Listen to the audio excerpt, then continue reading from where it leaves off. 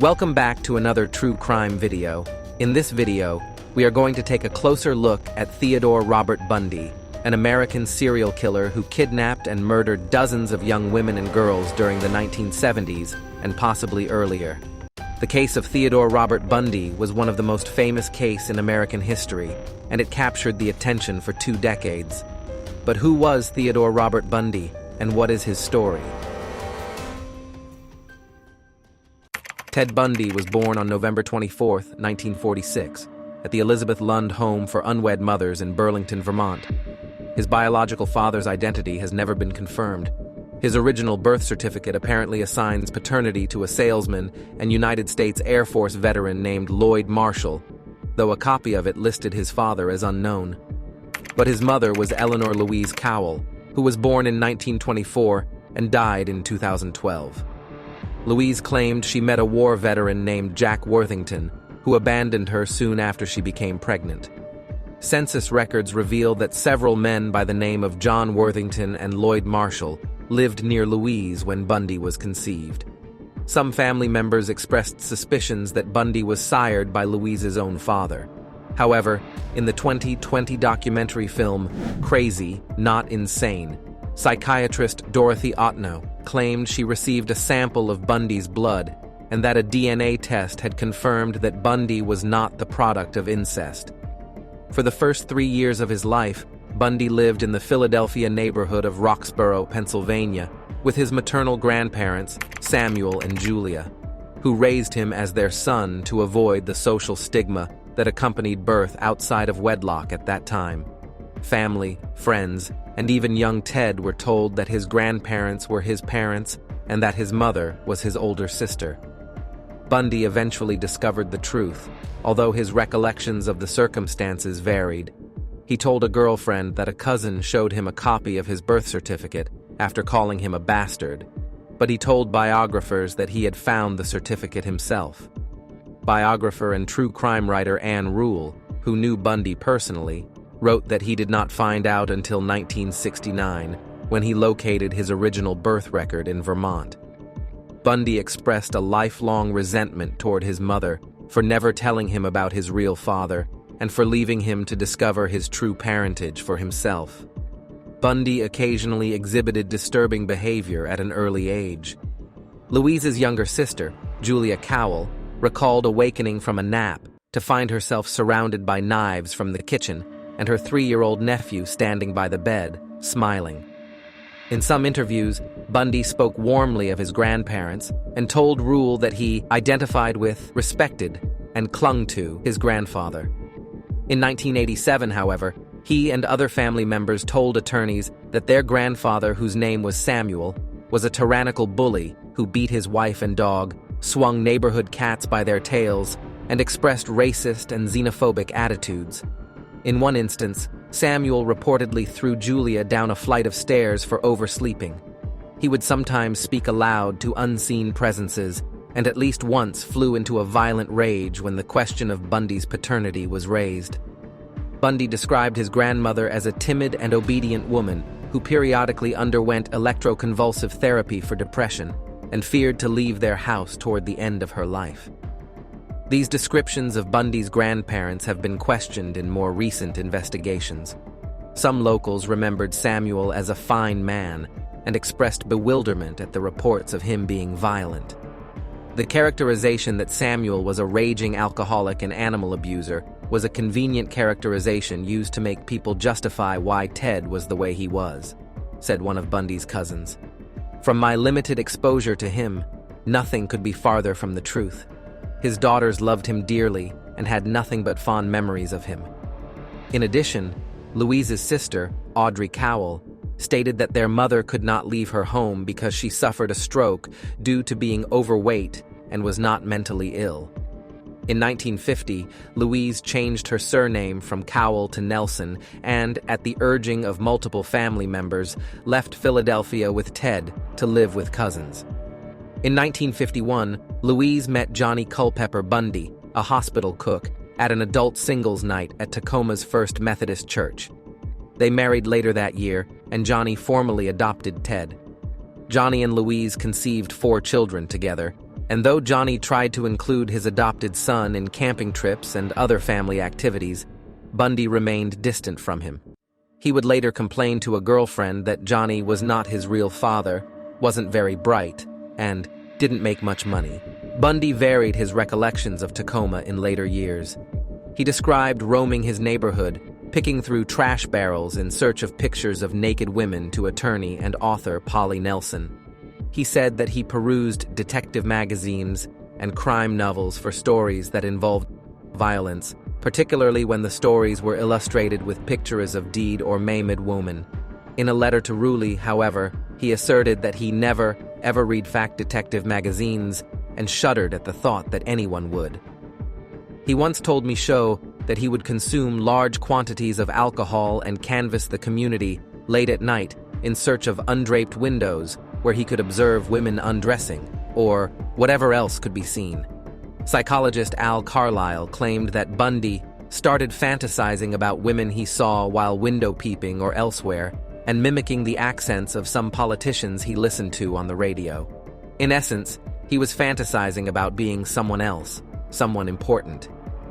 Bundy's childhood Tacoma neighbor Sandy Holt described him as a bully, saying, "He liked to terrify people. He liked to be in charge. He liked to inflict pain and suffering and fear. He hung one of the stray cats in the neighborhood from one of the clotheslines in the backyard, doused it in lighter fluid, and set it on fire, and I heard that cat squealing." Bundy also allegedly used to take younger children in the neighborhood into the woods and terrorize them, she said. He'd take them out there and strip them down, take their clothes, she said. You'd hear them screaming for blocks. I mean, no matter where we were here, we could hear them screaming. Accounts of Bundy's social life also varied. He told journalists Michaud and Ainsworth that he chose to be alone as an adolescent because he was unable to understand interpersonal relationships. He claimed that he had no natural sense of how to develop friendships. "I didn't know what made people want to be friends," Bundy said. "I didn't know what underlay social interactions. Some people perceived me as being shy and introverted," he said. "I didn't go to dances. I didn't go on the beer-drinking outings. I was pretty, you might call me straight, but not a social outcast in any way." Classmates from Woodrow Wilson High School, however, told Rule that Bundy was well-known and well-liked there, a medium-sized fish in a large pond. Bundy's only significant athletic avocation was downhill skiing, which he pursued enthusiastically with stolen equipment and forged lift tickets. During high school, he was arrested at least twice on suspicion of burglary and motor vehicle theft. When he was 18 years old, the details of the incidents were expunged from his record, as is customary in Washington and many other states. After graduating from high school in 1965, Bundy attended the University of Puget Sound for 1 year before transferring to the University of Washington to study Chinese. In 1967, he became romantically involved with a University of Washington classmate, Diane Edwards, identified in Bundy's biographies by several pseudonyms, most commonly Stephanie Brooks. He saw a woman who was the epitome of his dreams, Rule wrote. Edwards was like no girl he had ever seen before, and he considered her the most sophisticated, the most beautiful creature possible. Bundy later described Edwards as the only woman I ever really loved. In early 1968, Bundy dropped out of college and worked a series of minimum-wage jobs. He also volunteered at the Seattle office of Nelson Rockefeller's presidential campaign and became Arthur Fletcher's driver and bodyguard during Fletcher's campaign for lieutenant governor of Washington state. Edwards graduated in the spring of 1968 and left Washington for San Francisco. Bundy visited her later that year after he earned a scholarship to study Chinese at Stanford University that summer. In August, Bundy attended the 1968 Republican National Convention in Miami as a Rockefeller delegate. Shortly thereafter, Edwards ended their relationship and returned to her family home in California, frustrated by what she described as Bundy's immaturity and lack of ambition. Psychiatrist Dorothy Otno-Lewis would later pinpoint this crisis as probably the pivotal time in his development. Devastated by the breakup, Bundy traveled to Colorado and then farther east, visiting relatives in Arkansas and Philadelphia, and enrolling for one semester at Temple University. It was also, at this time in early 1969, Rule believed that Bundy visited the Office of Birth Records in Burlington and confirmed his true parentage. Bundy was back in Washington by the fall of 1969 when he met Elizabeth Klopfer, a single mother from Ogden, Utah, who worked as a secretary at the University of Washington School of Medicine. Their tumultuous relationship would continue well past his initial incarceration in Utah in 1976. Bundy became a father figure to Klopfer's daughter Molly, who was 3 years old when he started dating her mother. He remained in her life until she was age 10, after he had been arrested. As an adult, Molly wrote of incidents beginning at age 7, in which Bundy was abusive or sexually inappropriate with her. Her accounts include Bundy hitting her in the face, knocking her down, putting her at risk of drowning, indecent exposure, and sexual touching disguised as accidents or games. In mid-1970, Bundy, now focused and goal-oriented, re-enrolled at the University of Washington, this time as a psychology major. He became an honor student and was well regarded by his professors. In 1971, he took a job at Seattle's Suicide Hotline Crisis Center. There, he met and worked alongside Ann Rule, a former Seattle police officer and aspiring crime writer who would later write one of the definitive Bundy biographies. Ann Rule saw nothing disturbing in Bundy's personality at the time. She described him as kind, solicitous, and empathetic. After graduating from the University of Washington in 1972, Bundy joined Governor Daniel J. Evans's re-election campaign. Posing as a college student, he shadowed Evans's opponent, former Governor Albert Rossellini, and recorded his stump speeches for analysis by Evans's team. Evans appointed Bundy to the Seattle Crime Prevention Advisory Committee. After Evans was re-elected, Bundy was hired as an assistant to Ross Davis, chairman of the Washington State Republican Party. Davis thought well of Bundy and described him as smart, aggressive, and a believer in the system. In early 1973, despite mediocre LSAT scores, Bundy was accepted into the law schools of UPS and the University of Utah on the strength of letters of recommendation from Evans, Davis, and several University of Washington psychology professors. During a trip to California on Republican Party business in the summer of 1973, Bundy rekindled his relationship with Edwards. She marveled at his transformation into a serious and dedicated professional who was seemingly on the cusp of a significant legal and political career. Bundy continued to date Klopfer as well. Neither woman was aware of the other's existence. In the fall of 1973, he matriculated at UPS Law School and continued courting Edwards, who flew to Seattle several times to stay with him. They discussed marriage, and at one point, he introduced her to Davis as his fiancée. In January 1974, Bundy abruptly broke off all contact with Edwards. Her phone calls and letters went unreturned. When she finally reached him by phone a month later, she demanded to know why he had unilaterally ended their relationship without explanation. In a flat, calm voice, he replied, "Deanne, I have no idea what you mean," and hung up. She never heard from him again.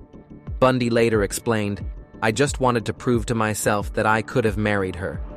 But Edwards concluded in retrospect that Ted's high-power courtship in the latter part of 1973 had been deliberately planned, that he had waited all those years to be in a position of where he could make her fall in love with him, so that he could drop her, reject her, as she had rejected him. By then, Bundy had begun skipping classes at law school. By April, he had stopped attending entirely, as young women began to disappear in the Pacific Northwest. There is no consensus as to when or where Bundy began killing women. He told different stories to different people and refused to divulge the specifics of his earliest crimes, even as he confessed in graphic detail to dozens of later murders in the days preceding his execution. He told Nelson that he attempted his first kidnapping in 1969 in Ocean City, New Jersey, but did not kill anyone until sometime in 1971 in Seattle. He told psychologist Art Norman that he killed 2 women in Atlantic City while visiting family in Philadelphia in 1969. Bundy hinted to homicide detective Robert D. Keppel that he murdered in Seattle in 1972 and another murder in 1973 that involved a hitchhiker near Tumwater, but he refused to elaborate. Rule and Keppel both believed that he might have started killing as a teenager. Bundy's earliest documented homicides were committed in 1974 when he was 27 years old. By his own admission, he had by then mastered the necessary skills in the era before DNA profiling to leave minimal incriminating forensic evidence at crime scenes. Shortly after midnight on January 4, 1974, around the time that he terminated his relationship with Edwards, Bundy entered the basement apartment of 18-year-old Karen Sparks, a dancer and student at the University of Washington in the University District, Seattle. After bludgeoning Sparks with a metal rod from her bed frame, he stabbed her with the same rod, causing extensive internal injuries and rupturing her bladder. She remained unconscious in the hospital for 10 days, and although she survived, she was left with permanent brain damage, with significant loss of her vision and hearing. In the early morning hours of February 1st, Bundy broke into the basement room of 21-year-old Linda Ann Healy, a University of Washington undergraduate who broadcast morning radio weather reports for skiers. He beat her unconscious, dressed her in blue jeans, a white blouse, and boots, carried her away, and drove her to a secluded access road at the base of Taylor Mountain, where she was murdered and then dumped in the nearby woods. When journalist Stephen Michaud asked Bundy to speculate about how Healy may have died, Bundy responded with, "My initial reaction is that I don't think I can." During the first half of 1974, female college students disappeared at the rate of about 1 per month. On March 12th, Donna Gail Manson, a 19-year-old student at Evergreen State College in Olympia, 60 miles southwest of Seattle, left her dormitory to attend a jazz concert on campus, but never arrived. Bundy described Manson's death as nightmarish and claimed that he had incinerated her skull in his girlfriend's fireplace before he then vacuumed up the ashes.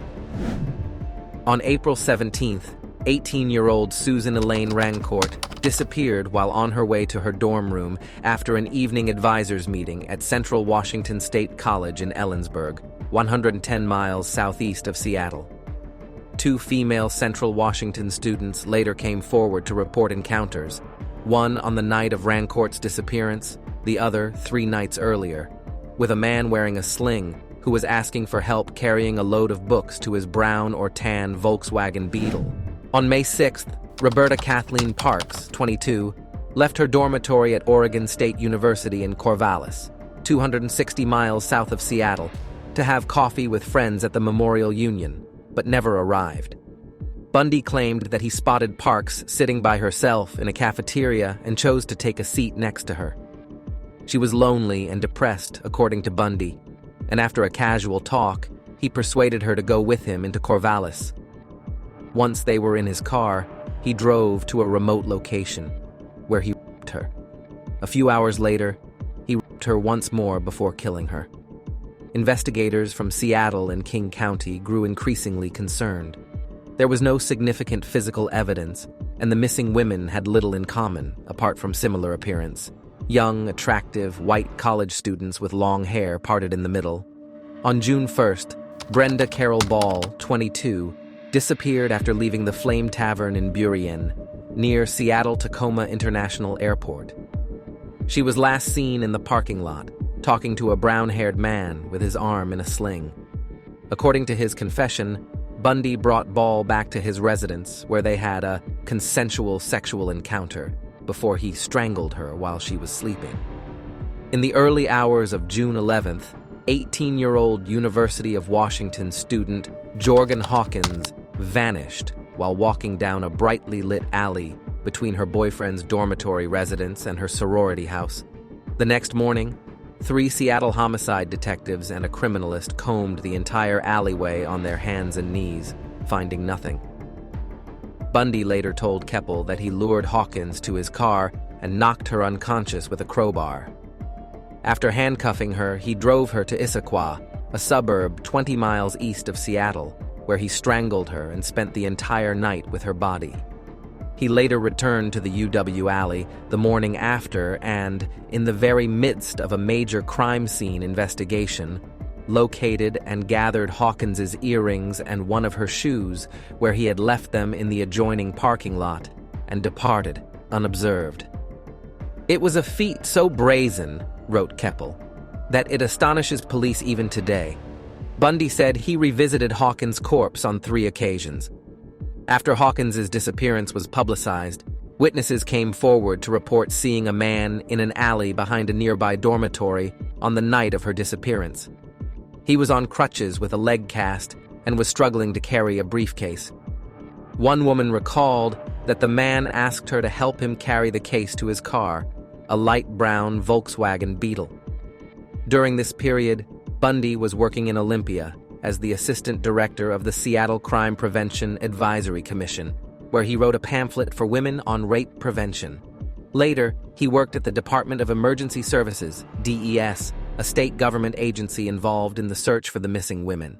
At the DES, he met and began dating Carol Ann Boone, a twice-divorced mother of 2 who would play an important role in the final phase of his life 6 years later. Reports of the brutal attack on Sparks and the 6 missing women appeared prominently in newspapers and on television throughout Washington and Oregon. Fear spread among the population. Hitchhiking by young women dropped sharply. Pressure mounted on law enforcement agencies, but the scarcity of physical evidence severely hampered them. Police would not provide reporters with the little information that was available for fear of compromising the investigation. Further similarities between the victims were noted. The disappearances all took place at night, usually near ongoing construction work, and were within a week of midterm or final exams. All of the victims were wearing slacks or blue jeans when they disappeared, and at many crime scenes there were sightings of a man wearing a cast or a sling and driving a brown or tan Volkswagen Beetle. The Oregon and Washington murders culminated on July 14th with the broad daylight abductions of 2 women from a crowded beach at Lake Sammamish State Park in Issaquah. 4 female witnesses described an attractive young man wearing a white tennis outfit with his left arm in a sling, speaking with a light accent, perhaps Canadian or British. Introducing himself as Ted, he asked their help in unloading a sailboat from his tan or bronze-colored Volkswagen Beetle. 3 refused. 1 accompanied him as far as his car, saw that there was no sailboat, and fled. 3 additional witnesses saw him approach Janice Ann Ott, 23, a probation caseworker at the King County Juvenile Court, with the sailboat story, and watched her leave the beach in his company. About 4 hours later, Denise Marie Naslund, a 19-year-old woman who was studying to become a computer programmer, left a picnic to go to the restroom and never returned. Bundy told Stephen Michaud and William Hagmeyer that Ott was still alive when he returned with Naslund, and that he forced one to watch as he murdered the other after he took them both to an isolated logging road, where he strangled them before engaging in necrophilia with and decapitating their corpses. According to convicted murderer Gerard Schaefer, who became acquainted with Bundy at Florida State Prison, Ted both admired and envied him to such an extent that he had followed his case and abducted both Ott and Naslund as a copycat crime to pay tribute to him.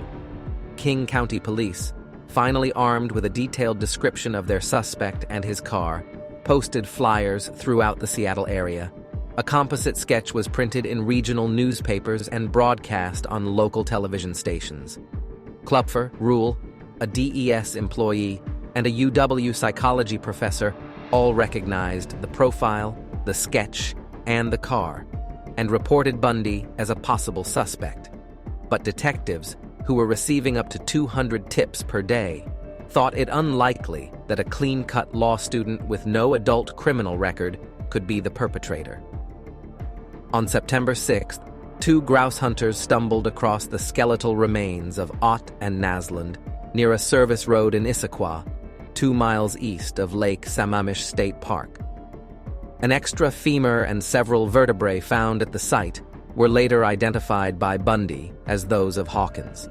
6 months later, forestry students from Green River Community College discovered the skulls and mandibles of Healy, Rancourt, Parks, and Ball on Taylor Mountain, where Bundy frequently hiked just east of Issaquah. The absence of clothing and jewelry recovered led investigators to believe that the bodies were left and discarded at the scene naked. In August 1974, Bundy received a second acceptance from the University of Utah Law School and moved to Salt Lake City, leaving Kloepfer in Seattle. While he called Kloepfer often, he dated at least a dozen other women. A new string of homicides began the following month, including 2 that would remain undiscovered until Bundy confessed to them shortly before his execution. On September 2nd, Bundy raped and strangled a still unidentified hitchhiker in Idaho, then returned the next day to photograph and dismember the corpse before disposing of the remains in a nearby river. On October 2nd, he abducted 16-year-old Nancy Wilcox in Holiday, Utah, a suburb of Salt Lake City. Bundy confessed that Wilcox was walking on a poorly lit main roadway when he parked his car and forced her into an orchard. He then restrained her, put her into his vehicle, and drove back to his apartment, where he allegedly kept her for 24 hours before strangling her. Bundy informed investigators that her remains were buried near Capitol Reef National Park, some 200 miles south of Holiday, but they were never found. On October 18th, Melissa Ann Smith, the 17-year-old daughter of the police chief of Midvale, another Salt Lake City suburb, disappeared after leaving a pizza parlor at around 9:30 p.m. Her nude body was found in a nearby mountainous area 9 days later. Post-mortem examination indicated that she may have remained alive for up to 7 days following her disappearance. On October 31st, Laura Ann Amy, also 17, disappeared 25 miles, 40 kilometers, south of Lehi after leaving a Halloween party by herself just after midnight. She was last seen trying to hitchhike. Her naked body was found by hikers 9 miles, 14 kilometers, to the northeast in American Fork Canyon on Thanksgiving Day. The medical examiner estimated that Amy had died on November 20th, 20 days after her disappearance. Both Smith and Amy had been beaten, sodomized, and strangled with nylon stockings. Years later, Bundy described his post-mortem rituals with the corpses of Smith and Amy, including hair shampooing and application of makeup. In the late afternoon of November 8th, Bundy approached 18-year-old telephone operator Carol Durant at Fashion Place Mall in Murray, less than a mile from the Midvale restaurant where Smith was last seen. He identified himself as Officer Roseland of the Murray Police Department and told Durant that someone had attempted to break into her car. He asked her to accompany him to the station to file a complaint. When Durant pointed out to Bundy that he was driving on a road that did not lead to the police station, he immediately pulled onto the shoulder and attempted to handcuff her. During their struggle, he inadvertently fastened both handcuffs to the same wrist, and Durant was able to open the car door and escape. Later that evening, Deborah Jean Kent, a 17-year-old student at Viewmont High School in Bountiful, 20 miles north of Murray, disappeared after leaving a theater production at the school to pick up her brother. The school's drama teacher and a student told police that a stranger had asked each of them to come out to the parking lot to identify a car. Another student later saw the same man pacing in the rear of the auditorium, and the drama teacher spotted him again shortly before the end of the play. Outside the auditorium, investigators found a key that unlocked the handcuffs removed from Durant's wrist. Bundy eventually admitted to abducting Kent and claimed he took her back to his residence. "I did keep her there for a period of time," Bundy said, estimating that it had been for 24 hours, and when he was asked whether Kent was alive during that time, Bundy responded, "Let's see, during half of it." In November, Kloepfer called King County Police a second time after reading that young women were disappearing in towns surrounding Salt Lake City. Detective Randy Hergesheimer of the Major Crimes Division interviewed her in detail. By then, Bundy had risen considerably on the King County hierarchy of suspicion, but the Lake Sammamish witness considered most reliable by detectives failed to identify him from a photo lineup. In December, Kloepfer called the Salt Lake County Sheriff's Office and repeated her suspicions. Bundy's name was added to their list of suspects, but at that time, no credible forensic evidence linked him to the Utah crimes. In January 1975, Bundy returned to Seattle after his final exams and spent a week with Klopfer, who did not tell him that she had reported him to police on 3 occasions. She made plans to visit him in Salt Lake City in August. In 1975, Bundy shifted much of his criminal activity eastward, from his base in Utah to Colorado. On January 12th, a 23-year-old registered nurse named Corinne Eileen Campbell disappeared while walking down a well-lit hallway between the elevator and her room at the Wildwood Inn in Snowmass Village, 400 miles southeast of Salt Lake City. Her nude body was found a month later next to a dirt road just outside the resort. According to the coroner's report, she had been killed by blows to her head from a blunt instrument that left distinctive linear groove depressions on her skull. Her assailant had slit her left earlobe, and her body also bore deep cuts from a sharp weapon.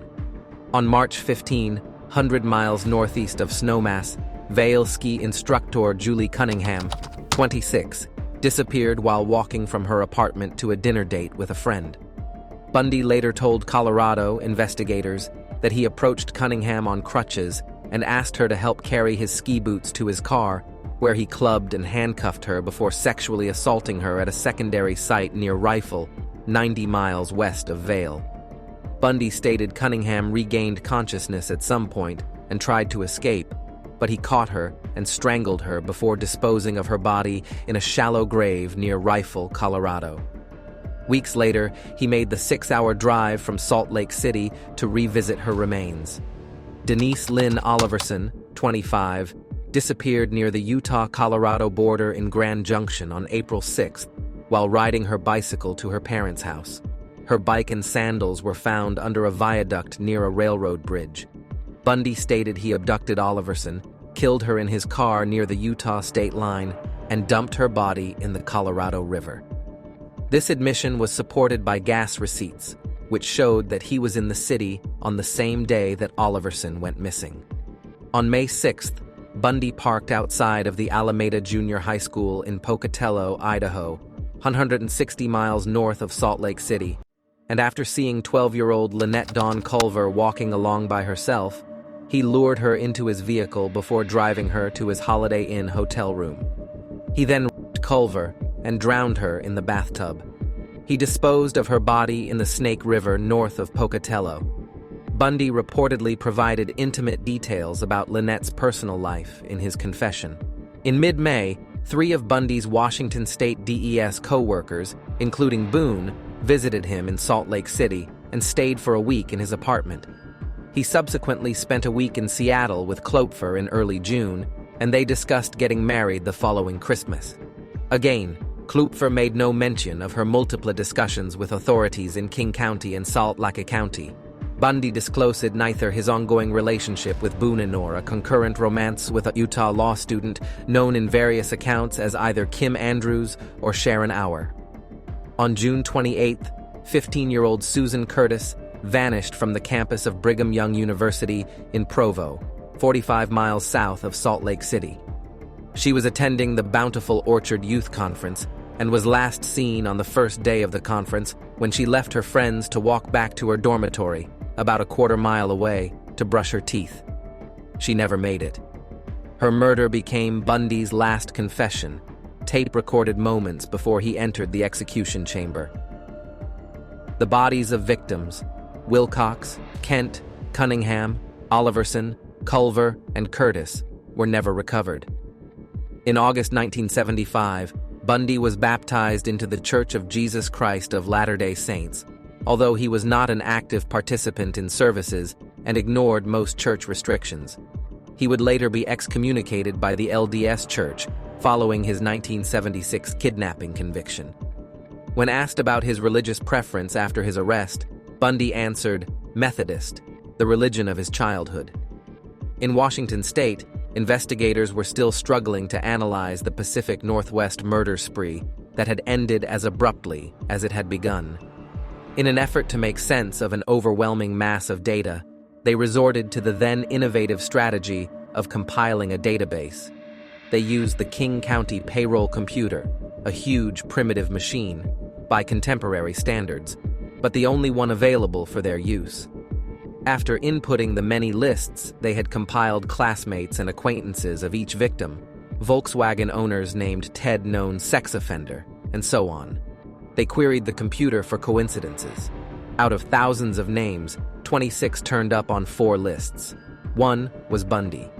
Detectives also manually compiled a list of their 100 best suspects, and Bundy was on that list as well. He was literally at the top of the pile of suspects when word came from Utah of his arrest. The first part of this true crime case ends here. Like, share, and subscribe for the upcoming true crime videos and part 2 of this case. Thanks for watching.